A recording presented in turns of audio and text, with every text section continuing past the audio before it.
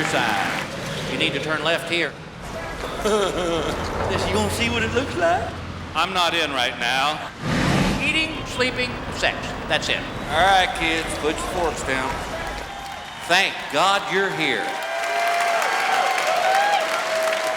Please welcome Mr. Bill Engvall.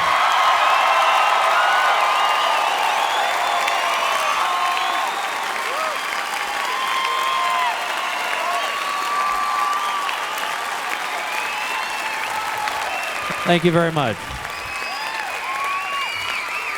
Oh, you're too nice. Thank you very much. It's great to be here at the Grove. Waited a long time to play this place, and we sold it out. Thank you for coming out tonight.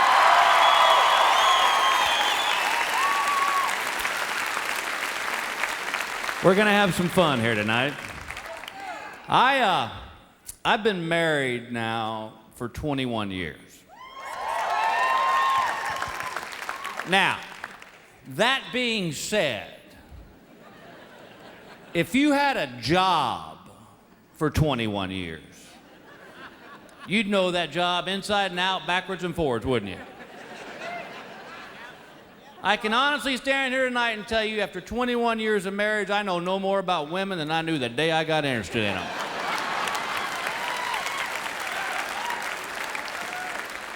I know one thing. Before I got married, I had a backbone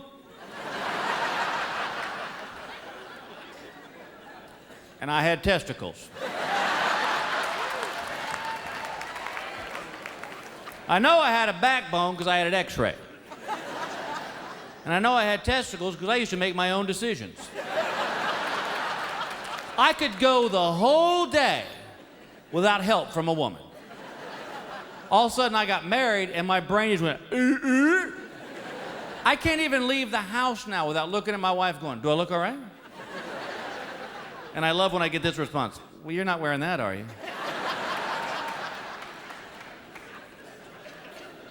No. No. See, I was in the closet and you weren't around to help me.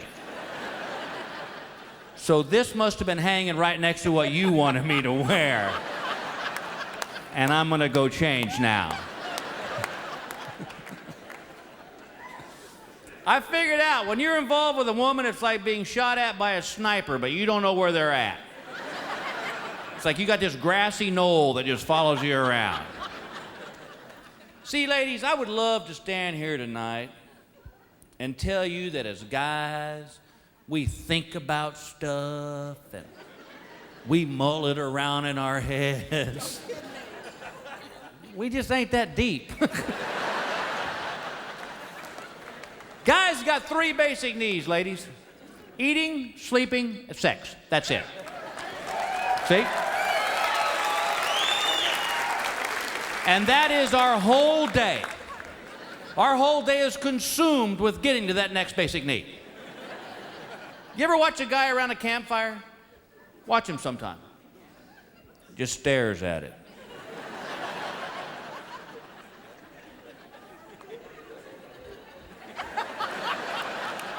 Pokes it a little bit. Flips some sticks up on it. He's thinking. He's thinking, how can I get sex?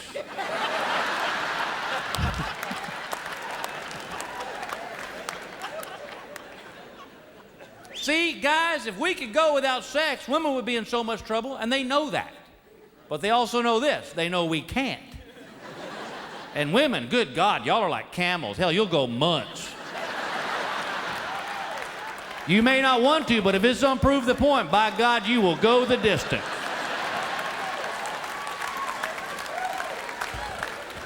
I'll tell you what, I've about decided if it wasn't for the sex, I could be gay.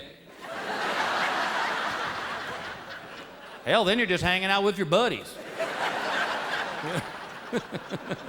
It's just when they get that look in a deer camp like, hey, you're like, all right, I'm out of here.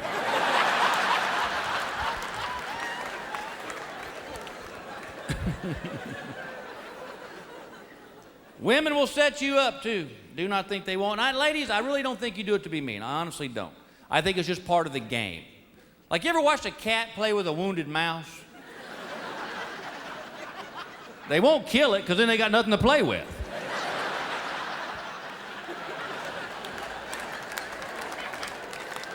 It's just women. Women are in control, fellas. And I'm going to tell you this, and I tell you this not to get a hoot and holler from the women. Women have the power, and that is okay. Because when you relinquish the fact that you have no control, fellas, then you get to be a guy. You don't have to be the man and I'm head of the household. Forget that mess. You can just be a guy, which is great. Because when anything goes wrong, you just go,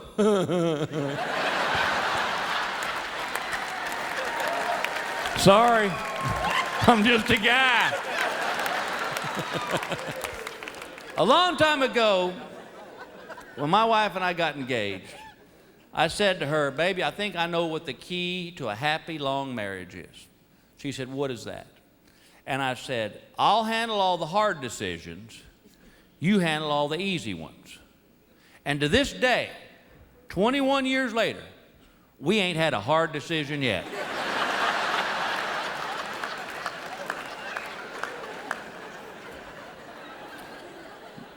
Now back to what I was starting with, the women will set you up. And this is just part of the control thing. My wife was going through my car one night. She said looking for a map. I know it's bogus. Because every time we drive anywhere, she knows exactly where we're going, has no problem telling me how to get there.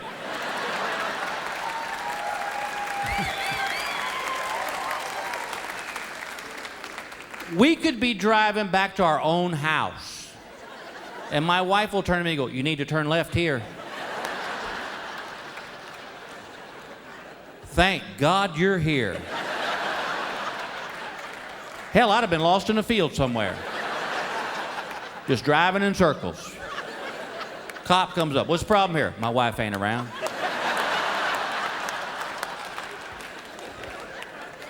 I'm gonna give you a warning this time. Don't be driving without your wife anymore. We could come up to a stop sign. My wife will go, you're gonna have to stop. Oh, you saved my life again. How can I repay thee, princess?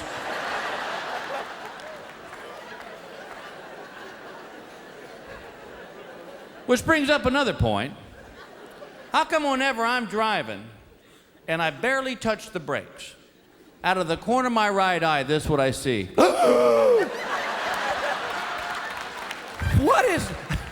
Dustin Hoffman couldn't act that good.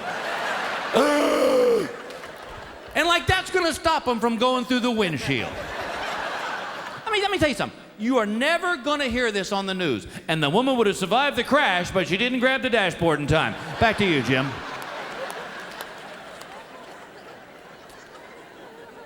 So, see a lot of finger pointing going on right now. So she's going through my truck. She finds a pack of cigarettes. And, you know, she's been on me to quit, and I know I should, because it'd shut her up.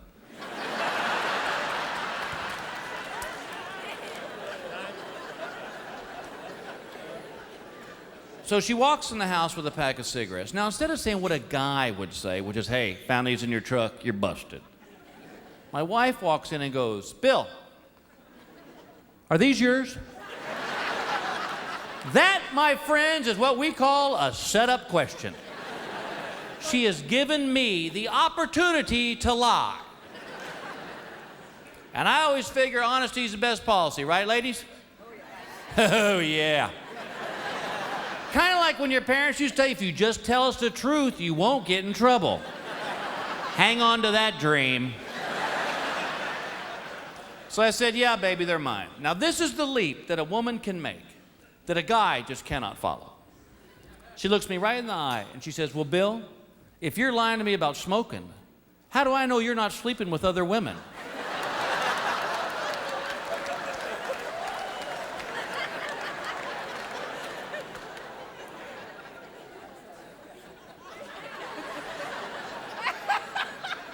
What? Evel Knievel couldn't have made that leap. And of course, being a guy, I don't think before I talk. So I go, well, I guess you don't. Oh, come back here, little mouse, come here.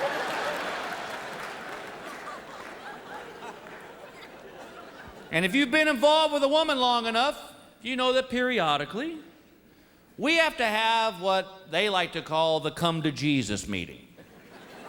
And this is where they've had it and they want to talk. We had one 2 nights ago. We were sitting at the dinner table, me and the kids and my wife. We said grace, our forks were up. And my wife goes, all right. I was like, oh, hell. All right, kids, put your forks down. Mama's fixing to lose her mind. And I said, what is it? And she goes, I am not the only person in this house that knows how to load a dishwasher.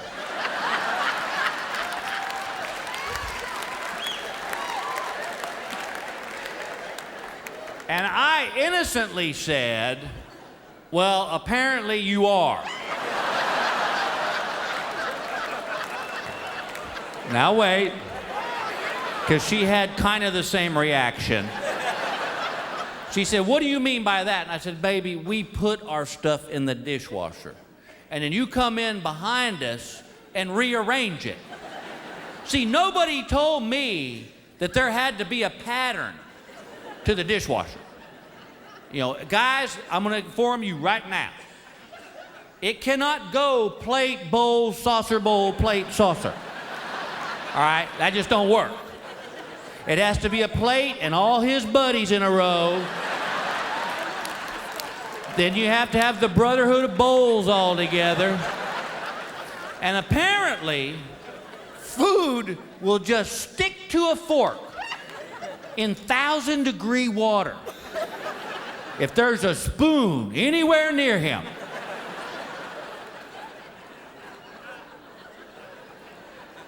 Laundry room, not even allowed in there anymore. Apparently some of you aren't either. Because I looked at the dial on the washing machine and it said cold, warm, hot. Warm is right in the middle. That's where everything gets clean. No. No, no, no. Bill, the whites go in the hot water and the colors go in the cold water. And then I found out that there's a whole nother group. It's called delicate things. And there's a whole cycle just for that. See, you can't, fellas, you can't just put a pair of jeans in with a pair of panties, because it just slaps them around the whole cycle. And their feelings get hurt, they're delicate.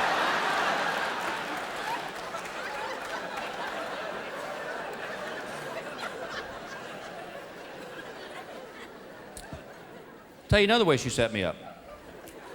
One night we were lying in bed, we're kissing, we're making out, things are starting to progress, and one of my 3 basic needs is about to be met. Well, I've had dinner and I ain't tired. I'll let you do the math. And she just stopped. Ladies, guys can't just stop. It's like peeing. All right? It'll cause bodily injury if we just stop. And I said, what's wrong?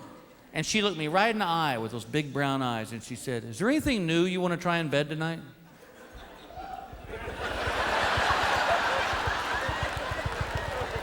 Oh, God. Think. What is the right answer?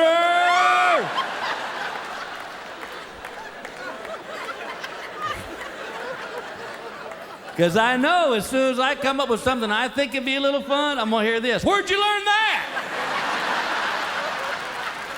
Oh, yeah. What, your little slutty smoking girlfriend teach that to you, did she?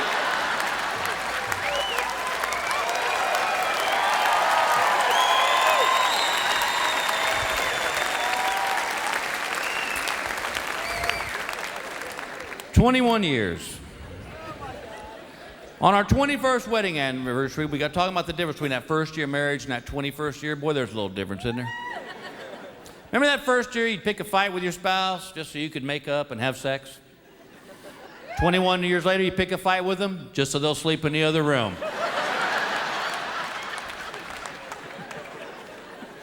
My wife never snored our first year of marriage. Jeez, now 21 years later, it sounds like somebody's starting up an 18-wheeler. And they never believe they snore, do they, men? No, they're like, I don't snore. There's a pack of bears in the backyard, baby.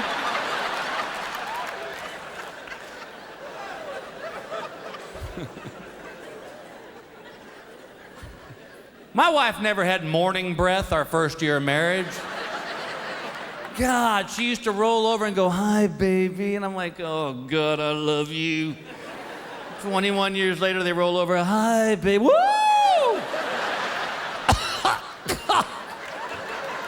Jeez. When'd you eat the possum?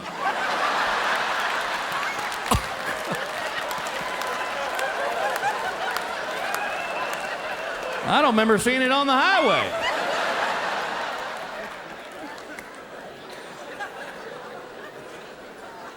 Remember that first year of marriage, you go swimsuit shopping together? Your wife buys little sexy string bikinis. Oh, yeah. 21 years later, we don't swim. Remember that? You go shopping with them, they be trying on that little sexy bikini, and then from behind the dressing room door, you hear this, you gonna see what it looks like? And we're like, God dang right. 21 years later, buddy, you sitting in a little chair the store gives you, holding her purse. And from behind the dressing room door, you hear, you have got to be kidding me.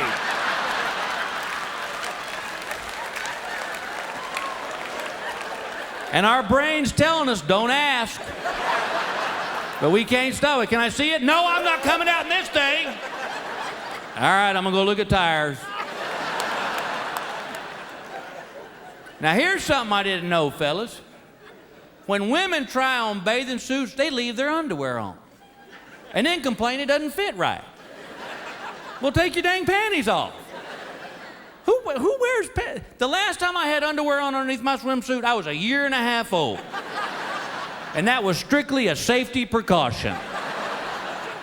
I said, dang, baby, take your panties off. And she goes, oh, that's gross. And I go, you got me on that one. What? She goes, Bill, other women might have tried these on without their panties on. I'm like, really? She goes, stop it. I'm like, sorry, I'm just a guy.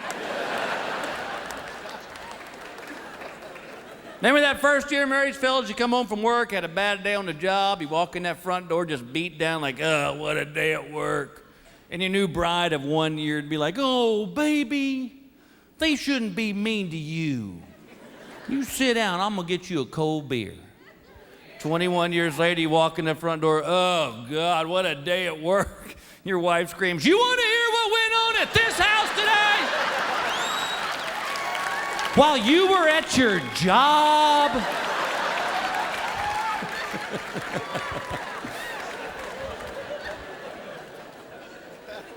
Remember that first year of marriage, if you had to go to the bathroom? Oh, dear Lord. Shut the door, lock it, turn the faucets on, turn the shower on, because God forbid they knew you were going poop. 21 years later, that bathroom door's wide open. You're screaming, bring the camera! It's alive!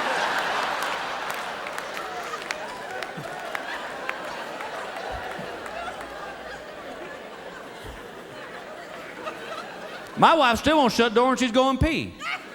That just bugs the hell out of me. I've seen her naked. I've seen her give birth to my 2 kids, but she will not shut that bathroom door. I'm like, baby, please shut the bathroom door. And she goes, why does it bother you? And I go, you want to know why? Because you look so helpless. Guys, we're peeing. We're hanging on to something. We're doing something. You women go pee, it looks like you're waiting on a bus. It's just...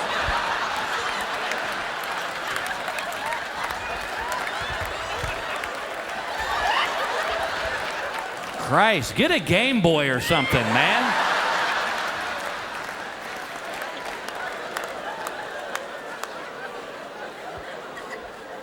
See, and there's another difference. Woman walks in the bathroom on a man. If he's standing up, she knows what he's doing. If he's sitting down, she knows what he's doing. Fella walks in the bathroom on a woman, she's sitting down. We don't know what you're doing. And you don't want to walk into that invisible wall, do you, fellas? Yeah. You know, like, hey, baby, let me, oh.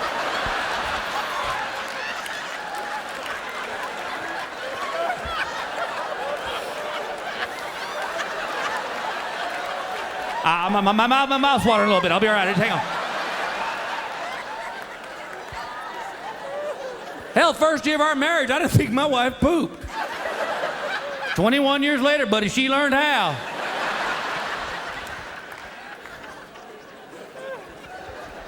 Fellas, you remember that first year of marriage when your new bride was doing laundry for the first time and you freaked out because you thought you might have dirty underwear, so you just threw them away? 21 years later, you just open to hear her scream, "Oh my God! Did you hit a deer?"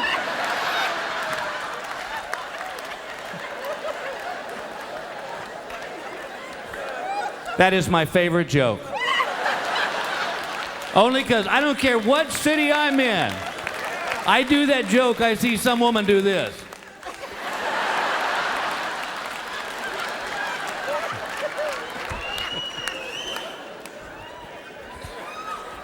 Of course, one of the products of a marriage is children. And I have two lovely children. I have a 17-year-old daughter that's fixing to graduate high school and go off to college.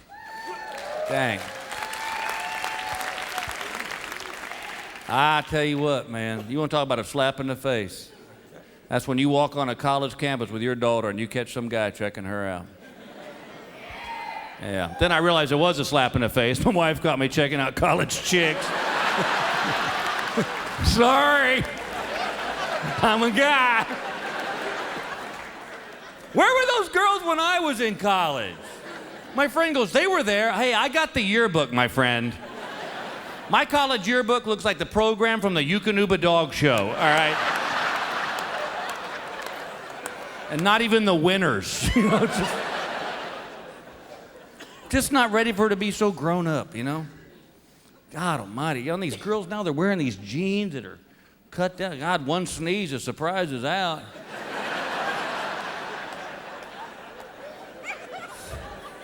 Just not ready for that, man. It's, you know, my wife and I were standing in the bathroom the other night talking. My daughter comes in and goes, "Hey, Mom, can I borrow your razor?" And I'm like, "For what?" She goes, "I want to shave my legs." And I go, "Why?" "Ain't nobody gonna be touching them." Yeah, you think I'm joking. I want my daughter to have those big old monkey hair legs. You know what I'm talking about? That kind of hairy leg, when they pull the socks up, the hair sticks out of the socks.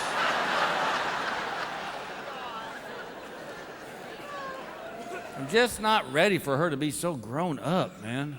I'm still getting over just a few years ago when I was coming home from my son's baseball practice. My cell phone rang. It's my wife. She goes, "Hey, are you on your way home from practice?" I said, "Yeah." And she goes, "Stop off at the drugstore, pick your daughter up some pads." I'm like,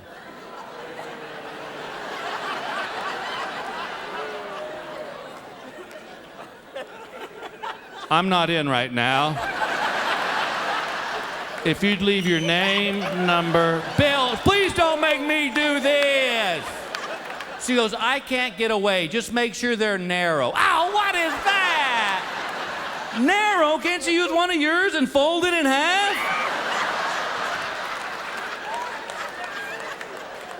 So now I gotta take my son with me, who every 5 minutes is like, "What are we looking for, Dad?" I'm like, "A gun to kill myself." So I go to this drugstore, I walk into this woman who works there, who I don't know, and I said, "Hey,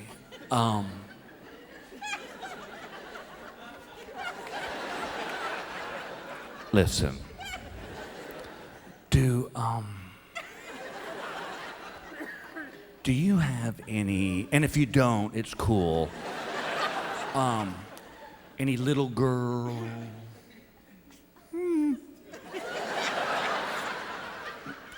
narrow path. The woman said, "Are you her father?" "No, princess, I'm on some kind of sicko scavenger hunt." I said, "Yes, I'm her dad." And she goes, "Honey, they're over on aisle 17. So I go to aisle 17. There are like 5,000 of these things, none of which say narrow. I'm on the phone with my wife. I'm going, "Baby, please let me come home." "No, listen to me, honey. There's no narrow. This one has butterflies on it. This one plays a little tune. Who finds them? My son. Who proceeds to scream out, 'Here's the little girl, narrow pads, Daddy!'"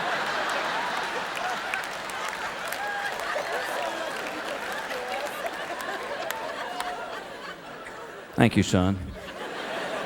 Listen, honey, I don't think they heard you in Scotland." I bought 2,600. She's just grown up on me, man. She's a woman. She's Scotch, she's smart. She took her SAT scores. Didn't take the pretest. Stayed out till midnight the night before. 1390. Now, I tell you that for two reasons. One, to brag, and the other to tell you she wants to retake the test. I go, "What are you, stupid? If I'd have scored 1390 on my SAT scores, I'd have spray painted it on the side of my car." The SAT score right there, partner. I wish my SAT score had 4 digits in it that equal 13.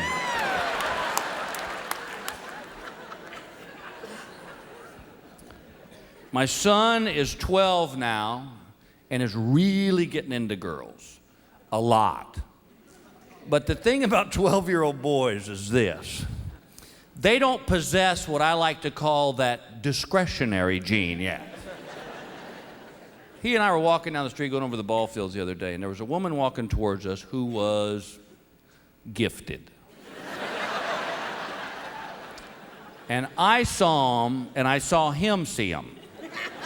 But she was too close for me to go, "Dude, shut up." She hadn't walked 2 feet behind us, and he goes, "God dang, you see the size of those things?"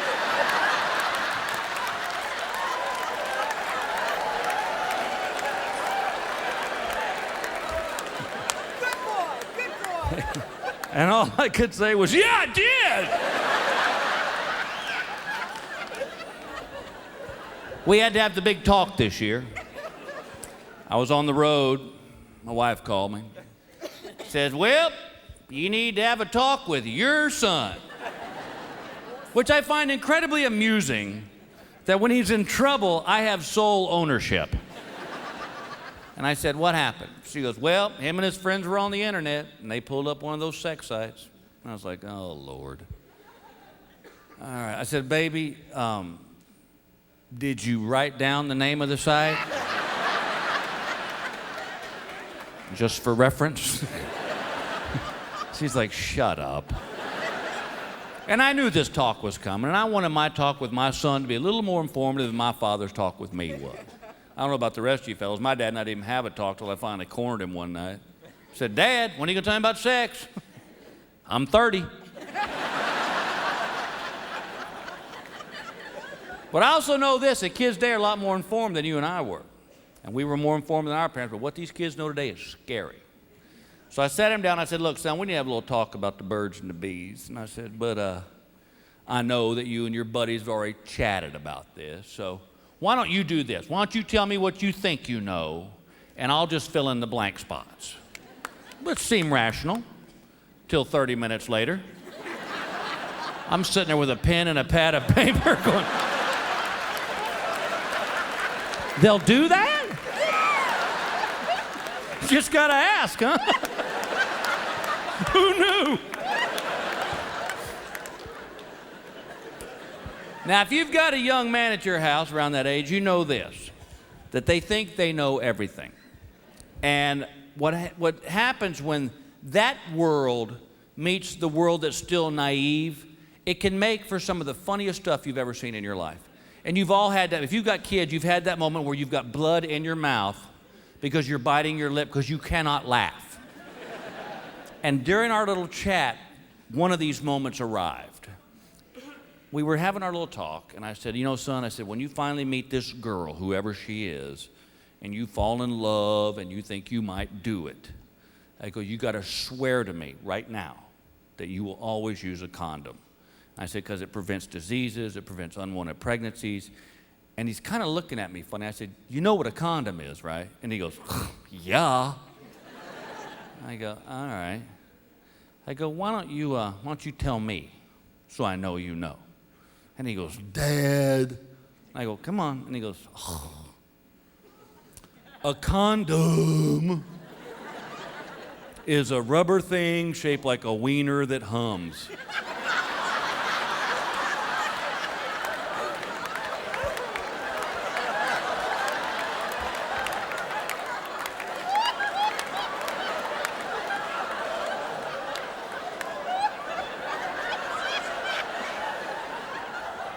You've been in Mama's sock drawer, haven't you?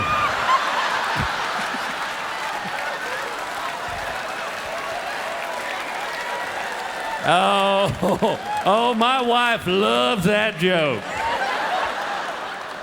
She goes, why do you do that joke? You know I don't have one of those. And I go, I know that. Just figured if you kept hearing it. She's like, Bill, and I go, sorry, I'm just a guy. Oh, man. That's one of the things I love the best about my son, is that he makes me laugh. And he does it without trying, which makes it even funnier. He'd been playing baseball with his buddies one day. And I guess he slid and got a scrape on his rear end right there. And he came in the house, he was whining about, oh, Dad, got a scrape, got a scrape, got a scrape. My wife said, well, go in your room, take your pants off, and I'll come in and rub some ointment on it. Well, I'm in there talking to him. My wife's rubbing ointment on his butt. And he farted.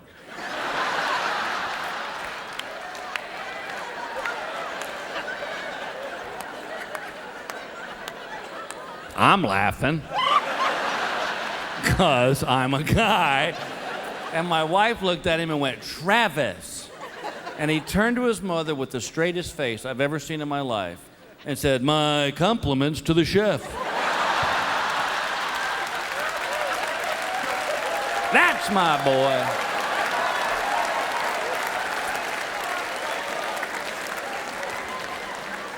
Every year we take a trip across country, going back to the ranch, and just me and my son. It's our time to be buddies or dad and son, whatever the situation might call for.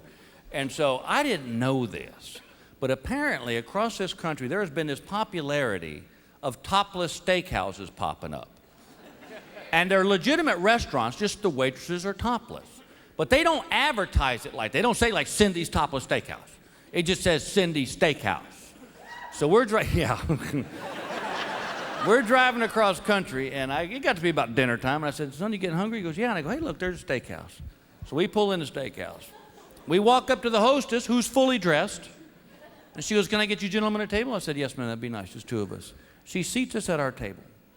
I'm looking at the menu, and I become aware of the fact that someone else has walked up next to the table. And I looked up. And my son's eyes are glued to this woman like my eyes were glued to that woman. And she goes, can I get you boys anything? I said, oh, Lord. I said, ma'am, I believe there's been a mistake made here. And my son goes, don't you want to hear what the special is?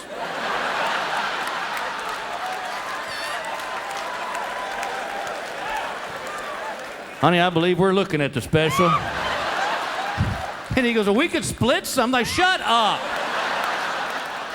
Boy, all the way across that parking lot, I was like, if your mama asked where we had dinner, we went to Burger King. He goes, there's no boobs. I go, that's right, there are no boobs at Burger King. He goes, how was your steak? I said, great. He's starting to play sports a little more seriously now, and I had to take him in the other day to get a real physical. And we were driving to the doctor's office, and his only concern about this whole physical was whether he was going to get a shot or not. He goes, Dad, am I going to get a shot? And I said, no, it's your sports physical. There's no shot. 2 minutes later, Dad, am I going to get a shot? And I go, did you not hear me? No shot, sports physical. 2 minutes later, Dad, I go, son, a shot is the least of your worries at this point. So we get in the doctor's office, and I'm standing right next to him. Doctor checks his heart and his lungs, his blood pressure. And all of a sudden the doctor goes, all right, son, take your pants off.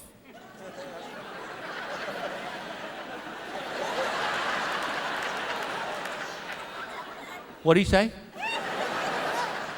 He wants you to take your pants off. Why? It's just part of your sports physical, son. We wear pants in sports. Just take your pants off.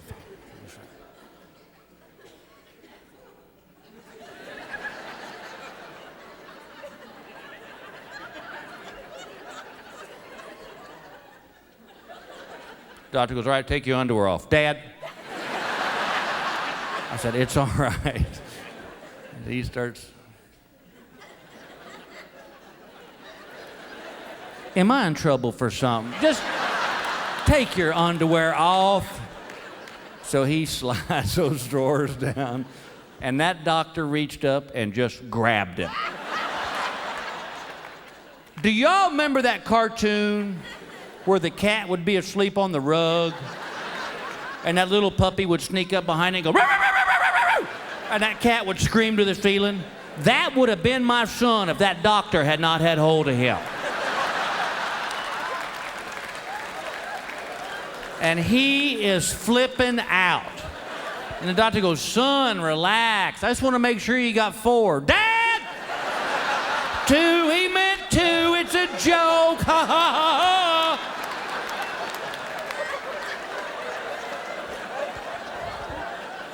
So the doctor's got hold of him. And he goes, all right, son, cough. And my son goes, and he said, no, boy, cough. And he goes, I forgot how!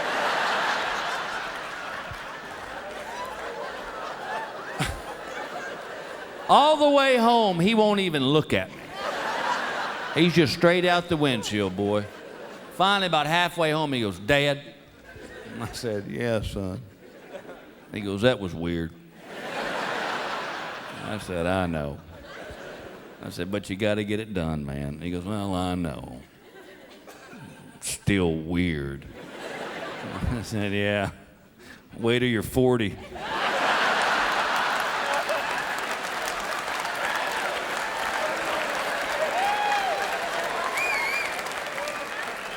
What happens then? You see this finger, son?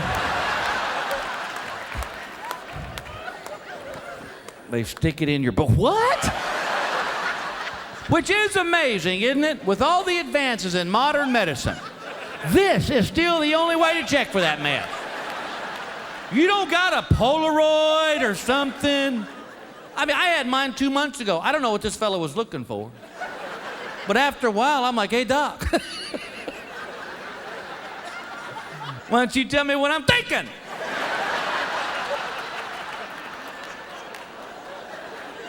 And he's like, why? And I said, because you're touching my brain, that's why. Jeez, that's my cerebrum there, E.T. If you're checking for cavities, got a dentist, thanks.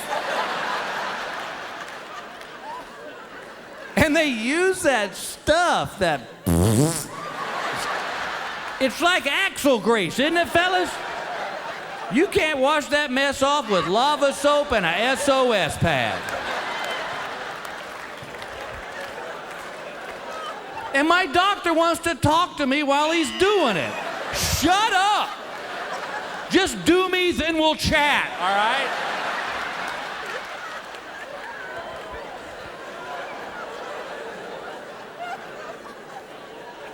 I'll tell you what, the older I get, the less I trust medicine. I guess it's just getting older, man, you know. God, I hate getting, I'll tell you what, I'm about to say getting old sucks. You know you're getting old when you spend more time on the ointment aisle than any other aisle in the grocery store. Or commercials that you used to laugh at, you find yourself going,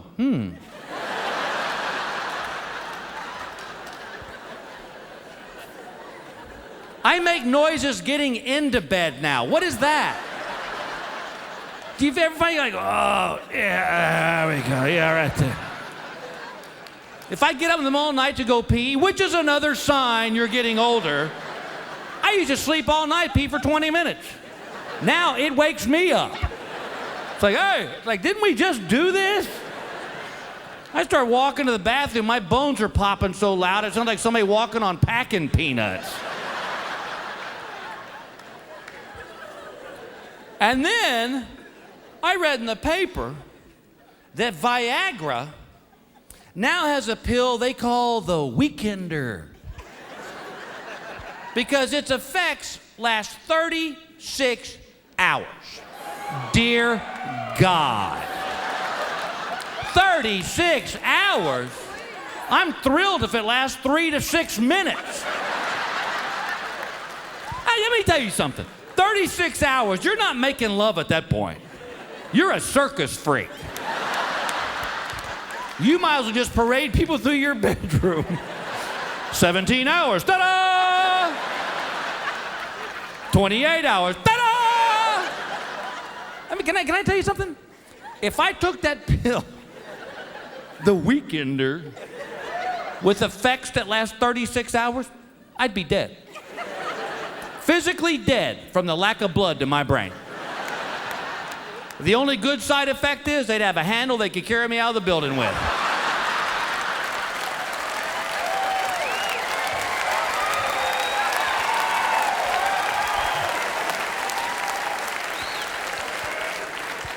"36 hours. And knowing my wife, at 35 hours and 59 minutes, she'd holler, "I'm almost there!" It's been 3 days. Could we focus?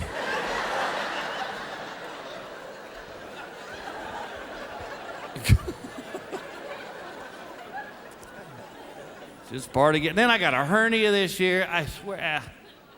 You know what? I talk a lot about my wife. I do love her to death. And one of the things that makes us work is that we're just so different. She loves to work out. She lives to work out. And she always wants me to go work out with her. And it's like, I'm going to go on a 2-hour walk. Do you want to go? And I'm like, or I could watch Law and Order and have 2 beers. So one day she goes, "You know what, Bill? You need a trainer." And I go, whoa. I go, "They're not that big. That's muscle." She goes, ugh. She goes, "A physical trainer." I go, "Don't." She goes, "I already did." She hired this guy named Hans. And Hans is one of these people he's the male version of my wife. He just lives to work out. So we go to the gym, and he puts me on this machine where you lie on your back at kind of an angle, and your feet are up here on this plate.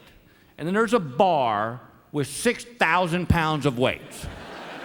And you're like this. And I go, "All right, what do we do?" And he goes, "You push it up." And I go. And he goes, "Now let it down." Bam! My knees are right here. And I go, "Hans, I can't feel my back." And he goes, "Oh." And with one hand lifts these weights up.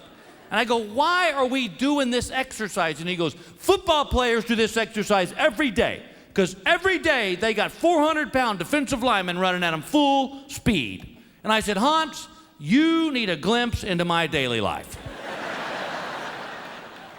After my morning Bloody Mary, I've never really had a 400-pound defensive lineman come at me down the sidewalk at full speed. But let's just say one did. I would see him and step out of the way. Watch, I'll do it again. I'm not even tired. So I go to my doctor, and he goes, "Yeah, you got a hernia. We'll fix it tomorrow. A day surgery." So I'm kind of flippant about this surgery, because remember the old-fashioned way where they would cut you open, you were gone 5-6 weeks? They don't do that anymore. Now, they just poke 2 holes in you. And in one, they stick a camera, which is a journey I wouldn't go on. And in the other hole, they fix it. I was in and out, 45 minutes, no pain. But the doctor gave me a prescription of Vicodin in case there was any pain. Oh, I had pain. Where has that been my whole life? Vicodin. You know why? I now know why you have to have a prescription to get that mess. Because when you're on Vicodin, you don't give a rat's ass about anything. We could walk out here on the 91, get hit by a semi, bam! We're like, my fault, my fault.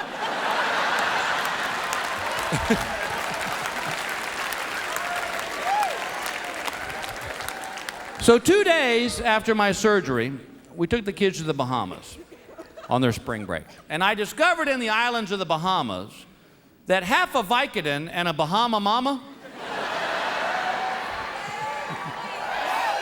makes for a bitchin' day. And I found it out by accident. What happened was we went to this resort where the whole deal was you could swim with the sharks in the lagoon. You don't really swim with them. They're just like on a little fence, and you can touch them, and they charge you more money. Well, my son was a shark fanatic at the time. I mean, the first morning, I'm kicked back in my wife and I's bed, just kind of rested. He comes bolting into our room and goes, "Let's go see the sharks!" And does this Spider-Man leap. And in slow motion, I watched him as he landed right on my hernia. And I'm just like, oh, Mr. Vicodin! But as I'm reaching for these pills, I realize I gotta be careful because I have no drug or alcohol tolerance at all. I swear to you, I'm the cheapest drunk on the planet. It takes nothing to get me loopy and doing stupid stuff. Yeah, something like that. Well, like riding an electric floor buffer for a shot of tequila. Did it. If I get the flu at my house and I take a shot of NyQuil, I'm walking around my own living room looking at my wife going, "Hey, baby, what's up?"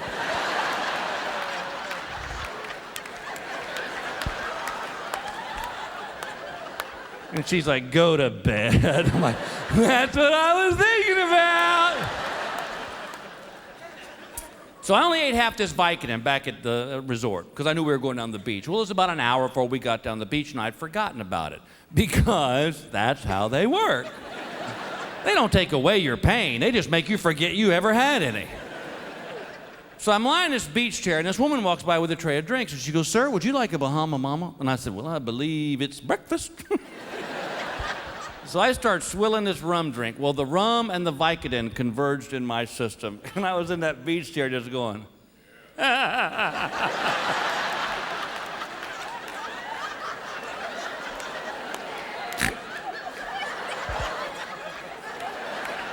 I'm gonna braid my hair. And my wife goes, "Oh, God." She goes, Bill, woo, look at me. Both eyes. "Bill, you're scaring the kids. Now, honey, I'm gonna take them to the pool, all right? Now you sit, Bill, woo, woo, woo."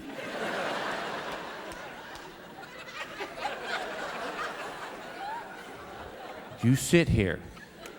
Honey, don't talk to anybody. Don't look at anybody. You know what? Just stare at the sand." I'm like, "Can do."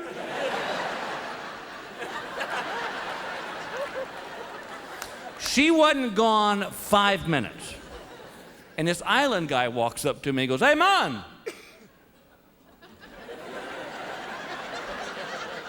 What you looking at?"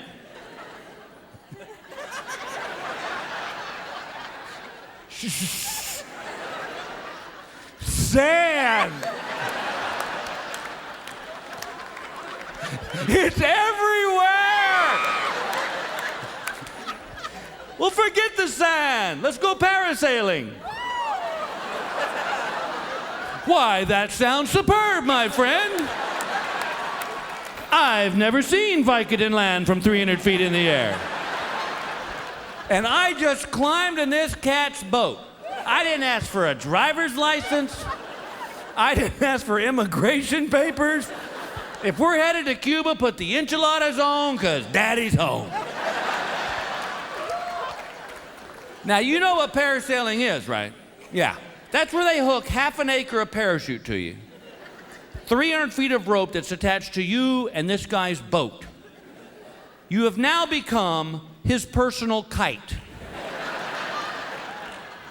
So they put me on this platform, and there was 3 guys on the boat. There was the guy hooking me up, that was his job.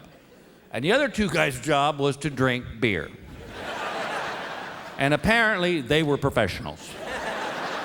So they get me all hooked up, and there was no on your mark, get set. It was just, woo.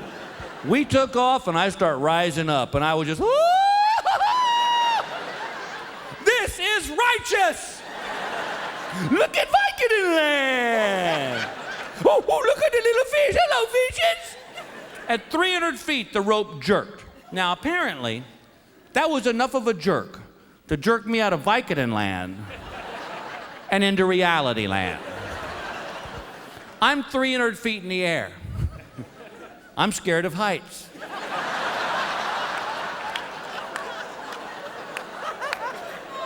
So my first reaction was, ah! I go, bring me down, bring me down. What they heard was, let's go around.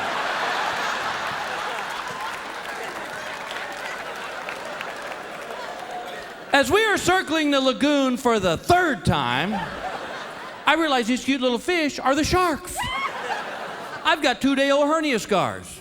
Oh, they can smell that. They're circling the boat like, oh, come to papa. No more stupid squid for me.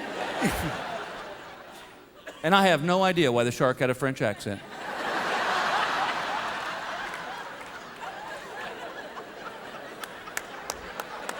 So they start bringing me down.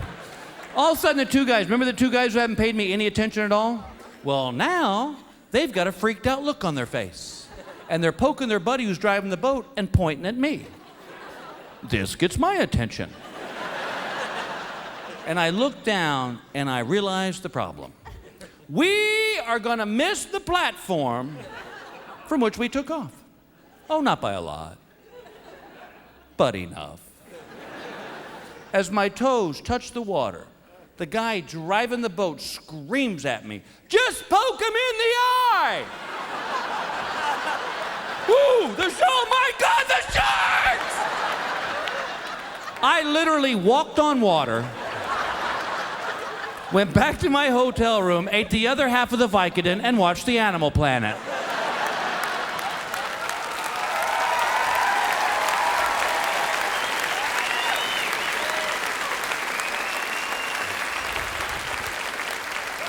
Thank you. Did you guys watch the Animal Planet? I am so addicted to that thing. And that guy, Steve Irwin, he's like a wreck on the highway, all right? You don't want to look, but you just got to. He jumps on the backs of crocodiles and puts his hands over their eyes. What is that? Is that some kind of sick game till the crocodile guesses who you are? It's like, Steve, oh, you got me, my turn. Did you see the one where he was mowing the grass in the alligator pen? And the alligator grabs the lawnmower while it's still going and pulls it underwater. That is a tip from the alligator. He's saying, no need to mow today, Steve. Little cranky. My favorite one, did you see where he was messing with the spitting cobras? This was his shining moment of idiocy. He's got this spitting cobra in front of him, all right? And he's making it mad with his backpack. He's going, oh, look. Look how he stands up when he's angry. Oh, it's all right, little fella. I'm not going to hurt you. And you could actually see the snake go, that's it. And he spit poison in Steve's eyes. Well, Steve freaked out. He goes, oh my God, he spit poison in my eyes. And y'all, I am screaming at my television set. They're spitting cobras, you moron! Jesus, didn't you hear the...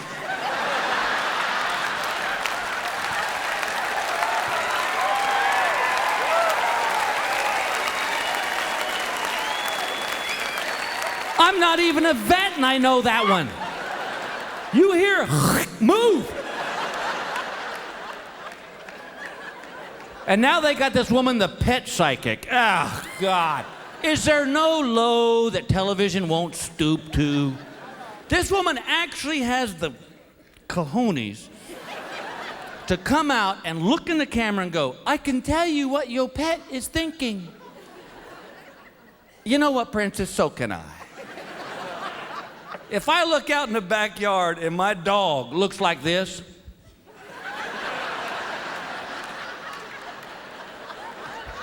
I know he's not trying to jump the fence. She had a guy. He walked this dog on the set, and as soon as he walked on the set, this woman went just like this. She went, oh. Oh, he's not very happy, is he? He's telling me. Oh, good Lord.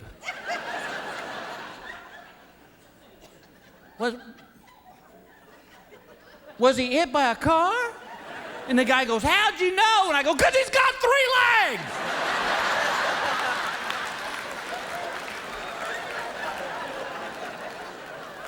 My favorite guys are the snake guys. These are the biggest morons on the planet. Because they're always holding some hugely venomous snake. Like, oh, look, it's the beautiful black mamba. And you see the snake go, pish, and latch on their face, and like, oh, the little fella's hungry. I need some anti-venom. No, you need a bullet in the head. You should not be breeding. See, that right there, that's why I don't have my own animal show. Because I'd be like, hey, look, everybody, it's the beautiful black mamba. Why, you son of a...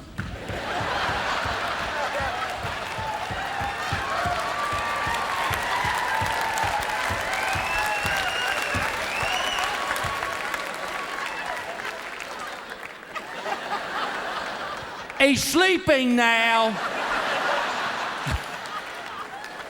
Did you read about that woman in Australia who found the 6-foot snake in her toilet? Yes, a 6-foot live snake in her toilet. Can I tell you something? If I found a 6-inch worm in my toilet, I don't need the toilet anymore. I need a new set of underwear, because I just hit a deer.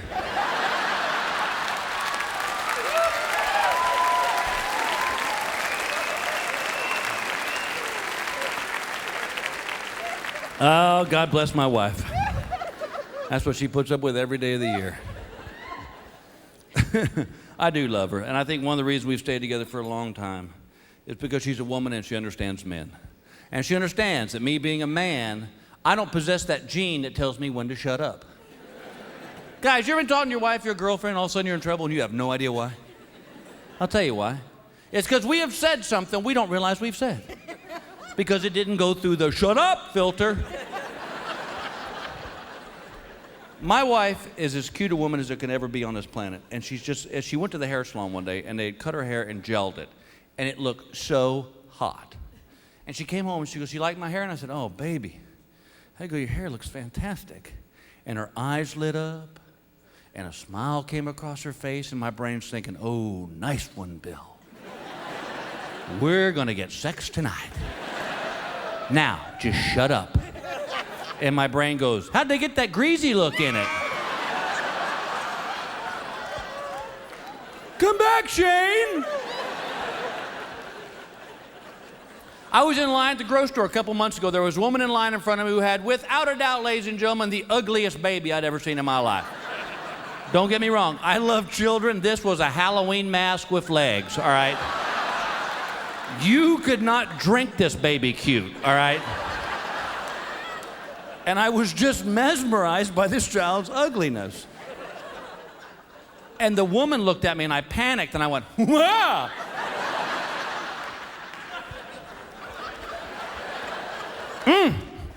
That's a handsome little man there. And the lady said, she is a little girl. Every synapse in my brain is screaming, shut up, man, just look stupid like a guy, just look stupid. And my mouth goes, think of the money you'll save on prom dresses.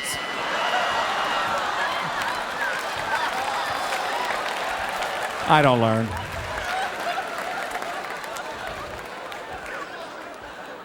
We try to do a lot of things together, my wife and I do. That really hadn't worked out.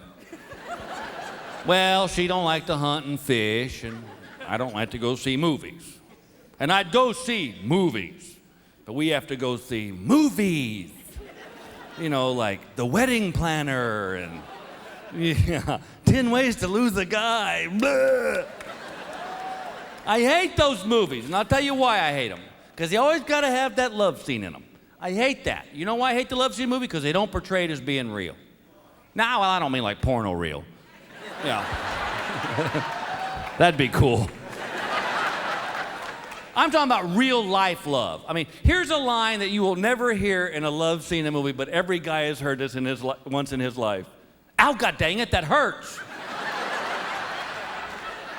That's real love. And see, what happens, ladies, is you drag us to these movies, and we watch these love scenes with these movies, and we think we can do that at our house. Here's my last argument. You don't think women are in control of this world? A woman can stop any sexual advance from her husband or her boyfriend in a dark room by uttering one phrase. And it goes just like this. What are you doing? Because there isn't but one answer to that question. Apparently nothing right. Because see, we go to these movies and we think we can do that. Like, you remember the movie 9.5 Weeks? Okay, all right. There was a specific scene in that movie where a woman was tied to the bed, she was blindfolded, and the guy was feeding her strawberries. Was she griping? No. She was squirming on the bed like a worm on the hot sidewalk, man. She's like going, oh, you're making me so hot. And I'm in the movie theater going, I'm gonna try that at my house. Well, apparently, bologna and string cheese is not a big turn on to a blindfolded woman. Who knew? Or like the movie Sea of Love when the guy grabbed the woman's panties and just like ripped them off of her. Well, that don't happen. I've tried it. The only way they'll rip if there's a hole already in them. And if there's no hole, all you're doing is just jerking on their underwear. And the women are like, what are you doing?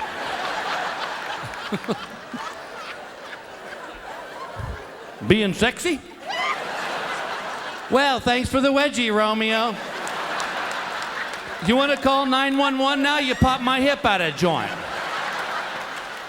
You want to show me real love in a movie? Show me a couple making love and their dogs are watching them at the edge of the bed. That's real, my friends. Because it's hard to throw down your best moves when there's these eyes at the edge of the bed.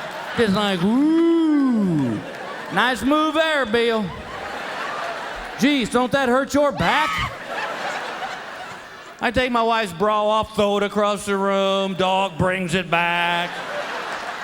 I can always tell when I'm doing really good because he growls. He's like, arr, arr, arr. Oh, she loves this, Skippy. Arr, arr, arr, arr, arr. Or like when a couple in the movie just rolling around in bed, sheets are flying, pillows flying, they roll off the bed, boom, hit the floor, don't even miss a beat. Well, I am sorry. Because you roll off the bed onto your partner, what do you hear? Get off me!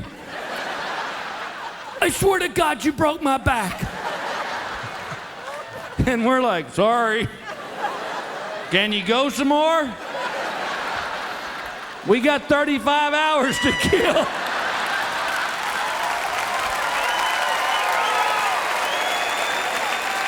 Thank you.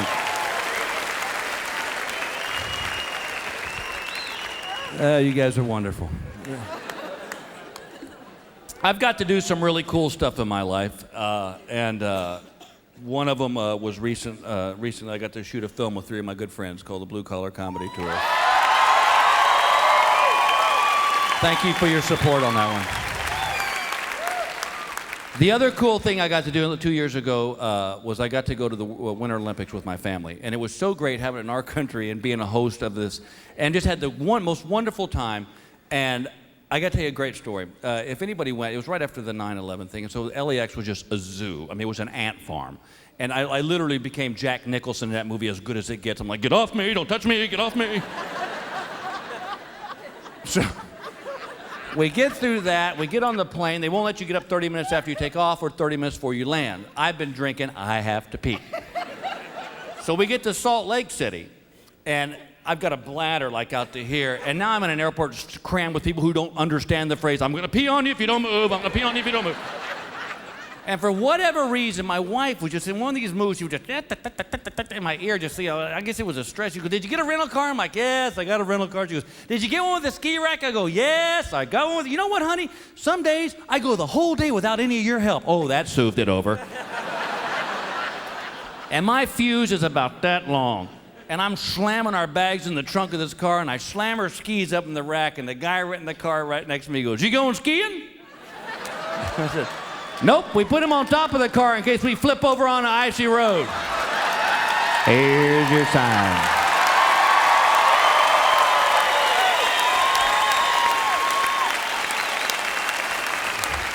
Oh, we've had some good ones this year.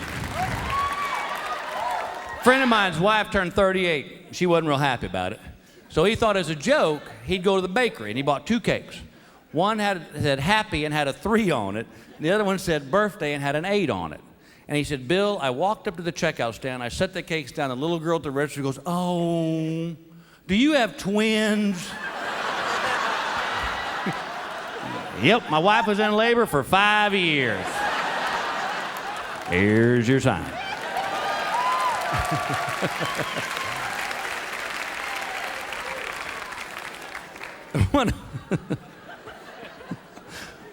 This year I did something that was really fun. I went to Anaheim Angels baseball fantasy camp, which was just a wonderful time. Some of my guys are here tonight, and they can all vouch for this. That after that first day, we all like kind of hopped off the bus. The first day, the second day, we all kind of like was like. I'm walking back to my hotel room, and I can barely lift I'm just walking like this, and this woman goes, "Do your legs hurt?" I go, "Nope, just crapped my pants." Here's your sign.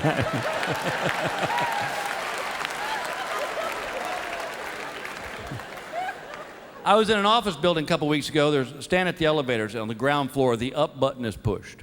A man walks up next to me and goes, "Excuse me, are these the elevators that go up?" "No. These go side to side. The up ones are down the hall." He walked away. Here's your sign. My son's playing piano, and he's pretty dang good at it. And the other day I was sitting in the den watching TV, and he came in and he goes, "Hey, Dad, I want to play you a song on the piano." And I said, "Oh, cool." So we walk into where the piano is, and he goes, "I'm going to play you a song from Harry Potter." And I said, "Oh, the movie?" And he goes, "No, the book." Here's, and I go,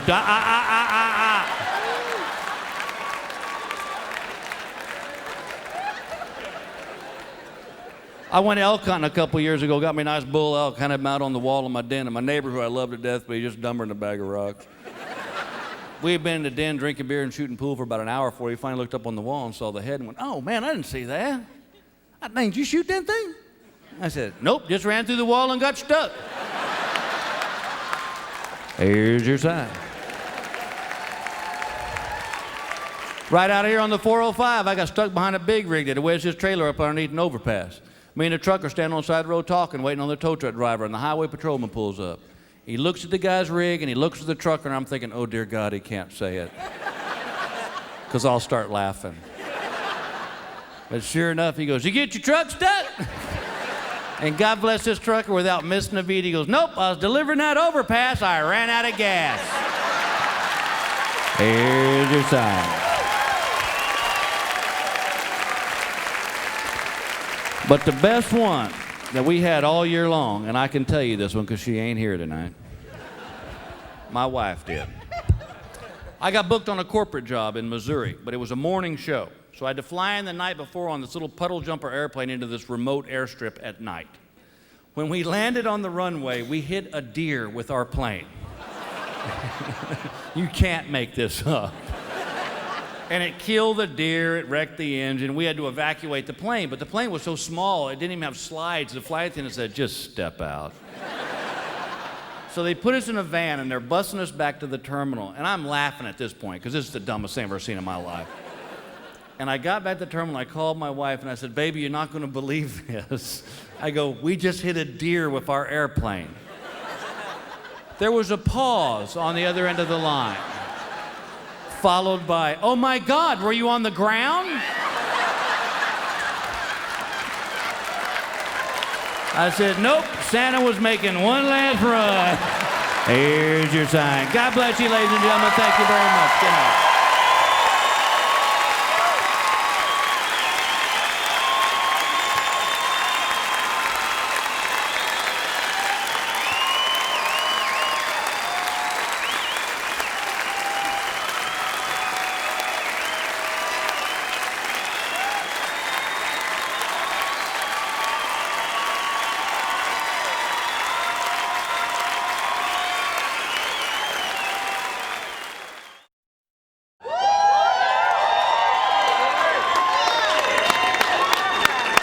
Thanks, y'all. Good show, man. Thank you.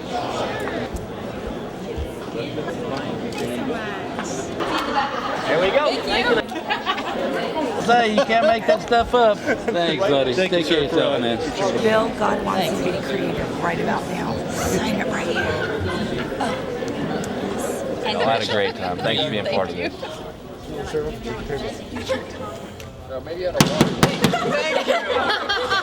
We're here for a reason, aren't we? We decided I have a life. She goes, I'm from New Zealand. Do I have to wait in the American line? a plane or something. I got a silver pen. Oh, you can sign it now. Okay, that's fine. All right. I'm amazed at how many people think that I would have a black pen for black hat. Here's your sign. Can you do me a favor? Can you say here's your sign that they say? Can you say here's your sign? Love it. Thank you. Take care, y'all. Thanks for coming out.